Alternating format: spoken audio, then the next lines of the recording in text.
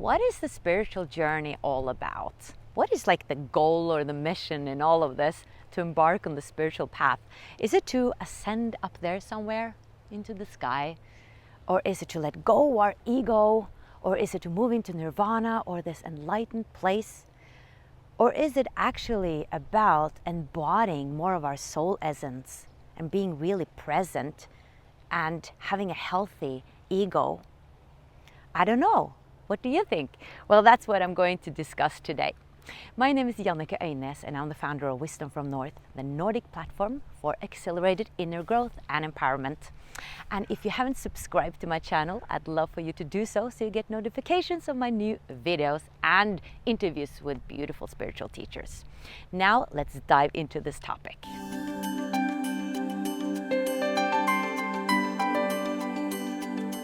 I would like to start this blog by actually making myself as an example here, because the reason why I started the spiritual journey was because I actually was suffering. And a lot of people, I think, tend to gravitate towards spirituality because they're having a hard time in life.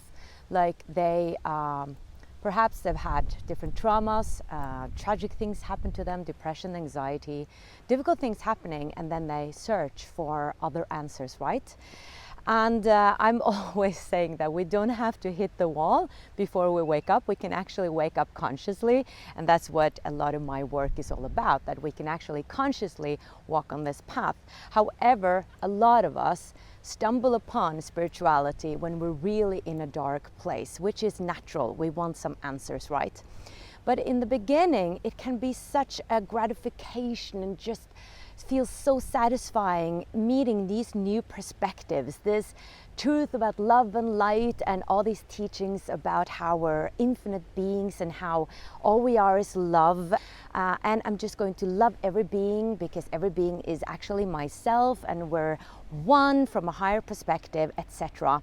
And then we can fall into the trap of actually this spiritual bypassing that many people are speaking about now.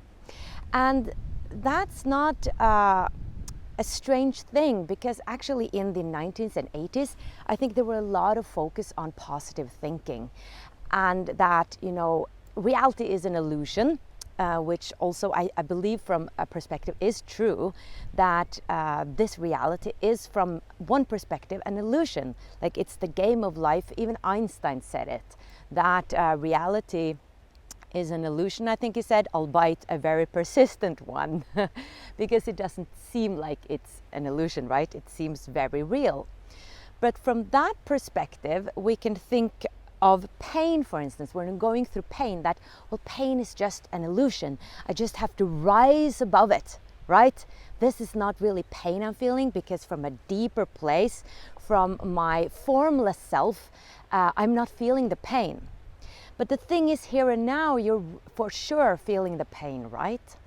And what I ended up with in the beginning of my spiritual journey was doing a lot of spiritual bypassing. So I was not feeling the feelings. I was ignoring what I was feeling. I was actually pushing it even deeper down. And that's where the word depression comes from, right? We press something down. So I believe, I've been depressed myself, I believe that I was suppressing my own emotions. That's why I became depressed. So even though I went into the spiritual, path, I was actually just repeating some of my own habits, but sugarcoating it in a way, because now I had found the truth and the light, and it was all about loving everybody as myself, etc. But this was some years ago, and I realized that, positive thinking, that doesn't work if that's the only thing you're doing, and if you're not looking actually at your shadows. Because yes, it's great to let go, right? But from my perspective, we cannot will letting go. Letting go is something that happens when we've been going through the process, when we've been looking into our shadows, when we have healed our past, when we have been feeling the feelings. That's when all of a sudden we let go. So let's say you're in love with somebody, and perhaps this person is not good for you, it's part of your pattern. And that doesn't mean, even though it's part of your pattern, that it's something bad. It just means that it's a feedback. It's something for you to look into. The universe is showing you, here's your pattern, look into what comes up within you. It's just a mirroring, it's just feedback. So if you are dating this guy or this girl that is not good for you, it's part of your pattern, and you feel like, this is a person who's not really matching me, but I am attracted to this person because something within me is not healed yet. So perhaps you've come that far that you see that. Well, just letting go of it and willing yourself to let go of that person, I don't think is the right way to go, because this person is put in your life in order for you to work through something, not for you to just let go with will of that person and then pretend that this pattern didn't happen, this situation didn't happen again. No, it shows up in your life again for you to work through it again, to have that experience and to heal what needs to be healed. And all of a sudden, then you do let go. It happens naturally. Another spiritual bypass and another misunderstanding from my perspective when it comes to spirituality is that we should let go of our ego. No, I don't think we should let go of our ego. Our ego actually helps us to set boundaries, for instance. It actually helps us to separate ourselves from others, knowing that I am Janneke and you are you. And I think from where we are right now in the third dimension, even though, yes, we're moving into the fifth dimension or the fourth density that the Law of One speaks about, we still are human beings who need to operate from some level from where we're at right now. So if I didn't have any ego, any boundaries, I could just, walk over the street and just feel like I'm one with everything and let the car run over me, because I wouldn't understand that, I need to, protect my body and protect myself. And there are bad people out there in the world. From a higher perspective, there's nothing to be judged, so I'm not judging them. From a higher perspective, we're all one. But still, if I let someone hurt me, or if I let someone walk over my boundaries, or just accept abuse, actually I'm not doing myself a favor and her or him a favor. He is not growing, he's just continuing his pattern, or she, and I'm not growing. So we need the ego to set boundaries. And what if instead of ascending up there somewhere into nirvana or enlightenment, what awakening, the awakening process is really about, is actually to bring that light or divine intelligence down to our bodies and anchor it here in this incarnation, here on Mother Earth, here as humans. Like, give more room within our system to our soul essence. Instead of letting our ego take all the place, all the room and space inside of us, give more room to our soul essence, not escaping anywhere, not escaping out there, but integrating our soul essence here and letting that balance itself with our humanness. And my personality as Janneke and your personality, and integrate this all together, balance this all together. Becoming more whole, realizing that we're more whole. And this is really a healing process at the same time as I think it's a spiritual process. So I'm going to show you 4 tips or perspectives or tools that you can use in order to embody more of your soul essence, at the same time as really honoring your human existence, being in your body right now and being present in this incarnation, and really finding that balance. Buddha talked about balance. So the first thing that is super important is grounding, being in nature. That's probably the best way to ground. You can hug a tree if you want to do that. You can walk barefoot on the grass. You can just spend time in nature with this beautiful plant here. You can just sit down and visualize that you're scanning your body, going through your body, like what do you feel right now? You can visualize that you have like 2 tubes. I usually do this on both of your hips, that is going down, down, down into Mother Earth. And from Mother Earth, you're pulling up this beautiful, delicious earth energy that she's giving you. You can just imagine, if you feel a bit unsure in the situation, that you're a big tree when you're standing. That's really powerful.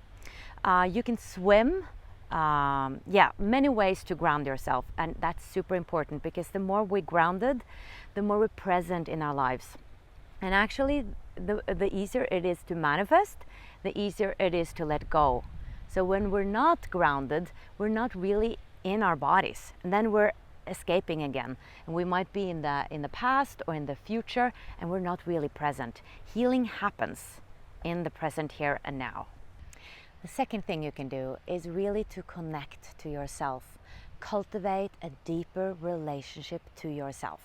And I often speak about take the power back. And I don't mean take the power back because somebody has been taking it from you.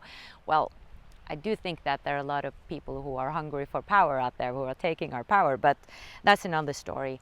But I'm really speaking about pulling in that energy, so you're not leaking out your energy field all over the place, but actually having a stronger magnetic field. Then you can manifest much more powerfully as well. So being in your own space, that's when you become super attractive as well. When you have a strong energy field, not being out there all the time, being here. It's enough to be here. It's enough. It's much more powerful. So you can, strengthen your energy field by connecting deeper with yourself. What do I need right now? What do I feel right now? Maybe right now and I just need to hug a tree again. What do I need right now? And give yourself what you need in the moment. Then the third thing has to do with feeling the feelings. Yes, one healing technique can be to look at things from a different perspective. That can be powerful. But I think it's even more powerful to integrate those parts of ourselves that has been separated. So whenever sorrow is coming up, whenever longing is coming up, whenever despair is coming up, sadness, grief, frustration, vulnerability, feel that feeling, be with it. And there's 2 beautiful words you can use when these feelings are coming up. And that is no wonder. No wonder I feel this way. No wonder I feel sad right now. No wonder I feel vulnerable. No wonder I feel unsure. No wonder. Feel the feelings. Feeling is healing, because there's so many parts of us that haven't been felt. Like when we were young, something happened. Maybe we were not allowed to show too many emotions. Maybe we were not allowed to be angry. We were supposed to be happy all the time. That was what like the cultural, rules were in our families or society or community. Maybe you felt that it wasn't okay to be unsure or insecure or vulnerable, that nobody really saw you and you just had to put on the mask. Like this is the case for most of us, right? So we need to feel those feelings, feel those parts of us that have been suppressed. The fourth thing I want to speak about is finding and searching for your purpose. And I'm saying this because this made such a difference in my life. Because all of a sudden, instead of escaping from my life, escaping from myself, escaping into spirituality and doing all the bypassing, before I discovered that I was doing bypassing, I wanted to be here. I felt the meaning with my life. All of a sudden, when I woke up in the morning, I was like, oh, I'm going to work with this today. I'm going to do Wisdom from North. I'm going to interview. I'm going to make live session for my members. Like when I found my mission and my purpose in life, I wanted to be here. I didn't need to escape anymore. And for me, it was super important for me to find my purpose. And I think that's the case for some of us, that we really, it's just vital that we find it. And I think a purpose can definitely evolve and change as well. but I just feel such a joy waking up in the morning, having a direction in my life, having an intention with my life. It's made all the difference, and it made me be much more in my life and be present and being in my body, loving myself much more. So that's my tip for you, to really give priority to start searching for your purpose, or if you found it, to actually go and share it with the world and start to manifest it and start to live it. And I have a free event coming up, 5th of October. It's totally free. It's called Awaken to Your Soul's Purpose. And I would really love for you to be there, because there I am sharing everything I know about, waking up to your soul's purpose. I'm going to have some of my favorite spiritual teachers also joining me in the 3rd workshop, because we're going to have 4 workshops that I'm going to give you. And I have 3 teachers. 3 teachers that are going to join me and share their perspectives and their advice. And we're going to have a Facebook group. We're going to have a beautiful community. I'm going to give you workbooks. It's just going to be a really powerful, powerful event. And I'd love for you to be there, because then no matter where you are in your journey, if you found your purpose or not, this is going to create momentum for you to step more fully into your power, your soul power. So please show up if you feel drawn to it. Don't let your ego speak you out of it, because often the ego shows up and it's like, no, that's too scary. No, I don't have time. If you feel called to do it, listen to that call, because that is your soul's calling. And if it's not my event, then just take one step towards your purpose. Because the more you do that, the more you really are embodying the reason why you're here. Embodying your soul. Really start to live that life that you're destined to live. All right, everybody, thank you so much for watching and following. And please subscribe to my channel if you haven't before. And shine your light.